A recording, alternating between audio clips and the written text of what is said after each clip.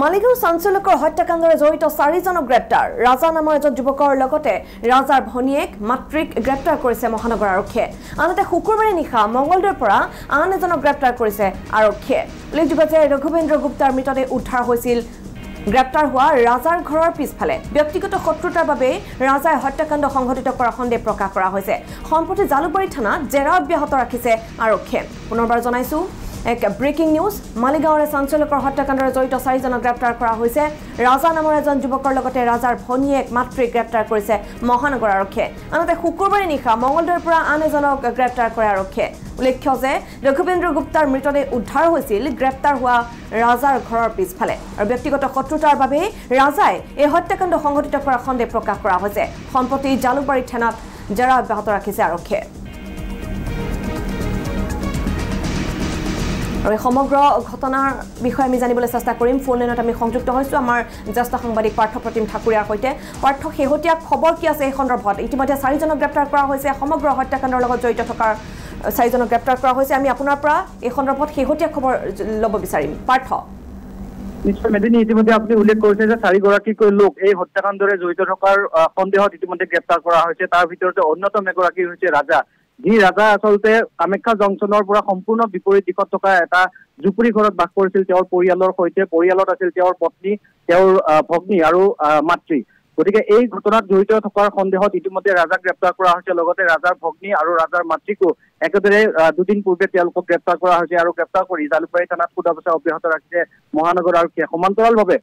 যদি চাবলৈ যাওঁ তেনেহলে কালি শুকুৰবাৰৰ নিশাৰ ভাগত এগৰাকী ব্যক্তি ফুকন উপাধিৰ এগৰাকী ব্যক্তিক মঙ্গলদৈৰ পৰা গ্ৰেপ্তাৰ কৰিছে মহানগৰ আৰক্ষীয়ে ইতিমধ্যে যি ৰাজাৰ বাসগৃহৰ পাছফালে মৃতদেহ উদ্ধাৰ হৈছিল বস্তাত বান্ধি থোৱা অৱস্থাত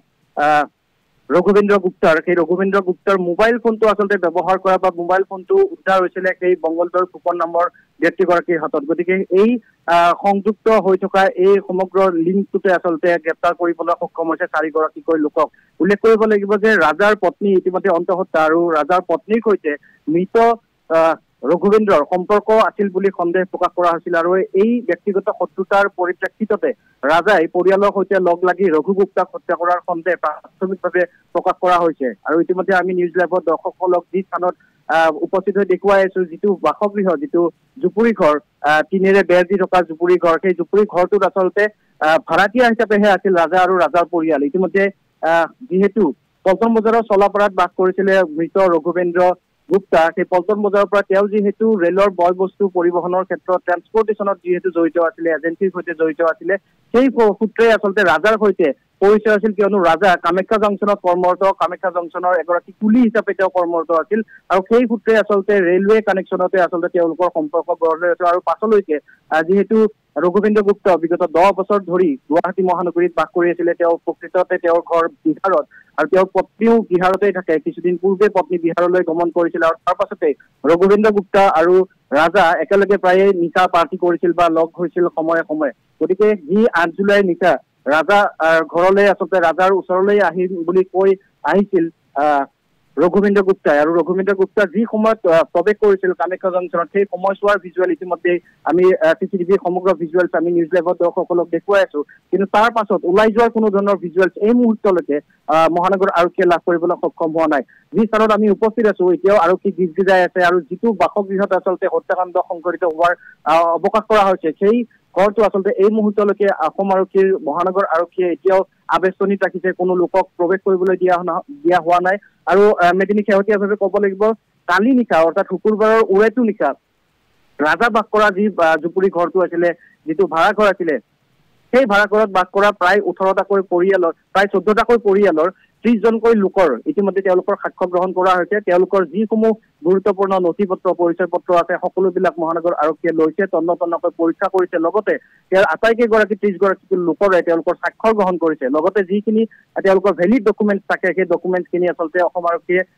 মহানগৰ আৰক্ষীয়ে হাতত ৰাখিছে ইয়াৰ পৰা এটা কথা উল্লেখ কৰিব পাৰি যে সেই কেম্পাছতে আচলতে যি কেম্পাছতে এইটো বাসগৃহ আছে সেই বাসগৃহটো প্ৰায় ইউ শেপৰ অৰ্থাৎ ইংৰাজী বৰ্ণমালাৰ ইউ আখৰটোৰ নিচিনা এটা শেপত সেই বাসগৃহটো আছে সেই বাসগৃহতে প্ৰায় 14টাকৈ পৰিয়াল ভাড়াতীয়া হিচাপে বাস কৰে বিভিন্ন কাম কাজত ৰেলৱে ষ্টেচনৰ ওচৰে পাজৰে বিভিন্ন দোকান দিয়া কিছুমান কোনো মহিলাৰ দোকান দিয়ে আৰু তাৰ লগতে বিভিন্ন কাম কাজ সৰু সুৰা কাম কাজ কৰি চলি থকা কেইবাটাও পৰিয়াল সেই বাসগৃহটোত বাস কৰি আহিছিলে বিগত কেইবা মাহ ধৰি কেইবা বছৰ ধৰি আৰু সেই বাসগৃহটোতে চাৰ্চ যেতিয়া চলাইছিলে যেতিয়া অভিযান চলাইছিলে যেতিয়া অনুসন্ধান চলাইছিল আৰক্ষীয়ে এখন বঠি উদ্ধাৰ কৰিবলৈ সক্ষম হৈছিল আৰু সেই বঠিখন ইতিমধ্যে আৰক্ষীয়ে নিজৰ জিম্মাত লৈছে লগতে এই সমগ্ৰ কেম্পাছটোতে সমগ্ৰ চৌহদটোতে যিসকল লোক বাস কৰিছিলে প্ৰতিটো ঘৰতে তন্নকৈ পৰীক্ষা নিৰীক্ষা চলাই আছে এই মুহূৰ্তলৈকে কিছু সময়ৰ পাছতে হয়তো ফৰেনচিকৰ দলো উপস্থিত হ'ব সেই তাৰ নমুনা সংগ্ৰহ কৰিব কিন্তু যি স্থানত আচলতে এতিয়াও আৰক্ষীয়ে মহানগৰ আৰক্ষীয়ে এতিয়াও অভিযান চলাই আছে সেই স্থানটোতেই ৰঘুবেন্দ্ৰ গুপ্তাক হত্যা কৰি ৰাজাৰ ঘৰৰ পাছফালে থকা যি বিশাল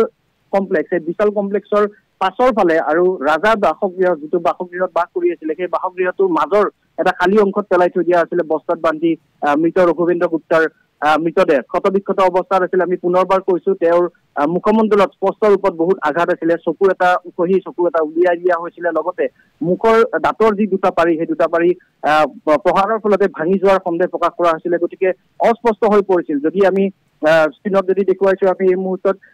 প্ৰকৃত ছবি ৰঘুবেন্দ্ৰ গুপ্তাৰ প্ৰকৃত মুখখন আছিলে দাঢ়ি থকা এগৰাকী যুৱক কলা বৰণৰ এগৰাকী যুৱক কিন্তু মৃতদেহ উদ্ধাৰ হোৱা সময়ছোৱাত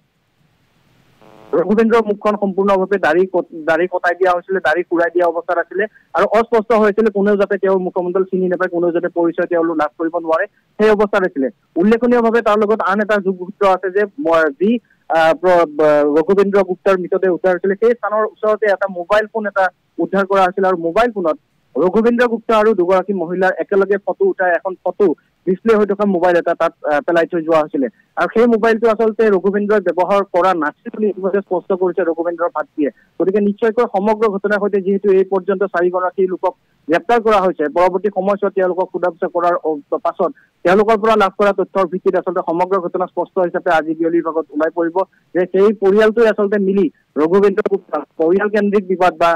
ব্যক্তিগত শত্ৰুতাৰ বাবে হত্যা কৰিছে এনে ইয়াৰ সৈতে আন কোনো যোগসূত্ৰ আছে সেই সমগ্ৰ ঘটনা চালি জাৰি চোৱা হ'ব কিন্তু এই মুহূৰ্তত দুগৰাকী মহিলাৰ সৈতে দুজনকৈ পুৰুষক এই ঘটনাৰ সৈতে প্ৰত্যক্ষভাৱে জড়িত থকাৰ অপৰাধত গ্ৰেপ্তাৰ কৰিছে মহানগৰ আৰক্ষীয়ে মেদিনী